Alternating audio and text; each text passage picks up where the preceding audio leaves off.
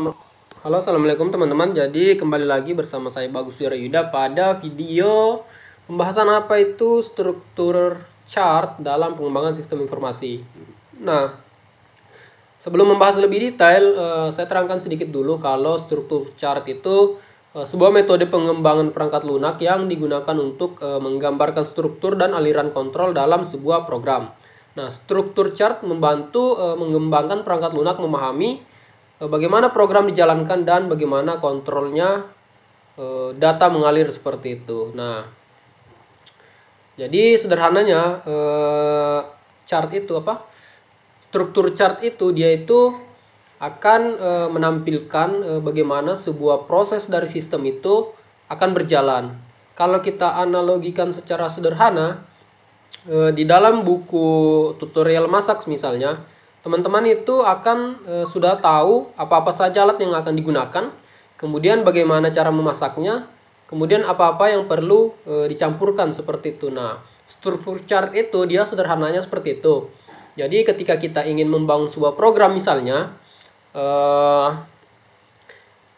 kita ingin membangun sebuah website, jadi kita sudah menentukan bahasa pemrogramannya bahasa apa, misalnya PHP, kemudian kita menggunakan framework apa, Laravel misalnya, kemudian kita menggunakan database apa seperti itu. Kemudian selanjutnya mungkin kita bisa memilih hosting seperti itu. Nah, jadi dia itu sudah detail. Jadi bahasa pemrograman, database dan semacamnya itu sudah terstruktur. Nah, kemudian kita lanjut bagaimana cara menggunakan struktur chart. Tentunya yang pertama kita identifikasi dulu fungsinya. Jadi fungsi-fungsi apa yang perlu dijalankan oleh program. Nah, yang kedua tentunya kita harus membuat diagram karena struktur chart sendiri kan memiliki arti diagram seperti itu dengan menggunakan simbol-simbol yang telah ditentukan seperti fungsi yang berbentuk persegi panjang, kontrol berbentuk panah dan sebagainya.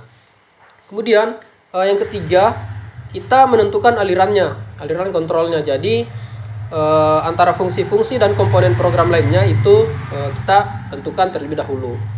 Kemudian yang keempat kita memperbaiki diagram. Jadi struktur chartnya hingga struktur fungsi aliran kontrol tetap mencakupnya. Jadi langkah-langkah pengembangan struktur perangkat lunak dengan struktur chart, yang pertama kita bisa menganalisis, kemudian mendesain, mengimplementasikan, kemudian tentunya yang terakhir kita akan menguji program yang kita kembangkan.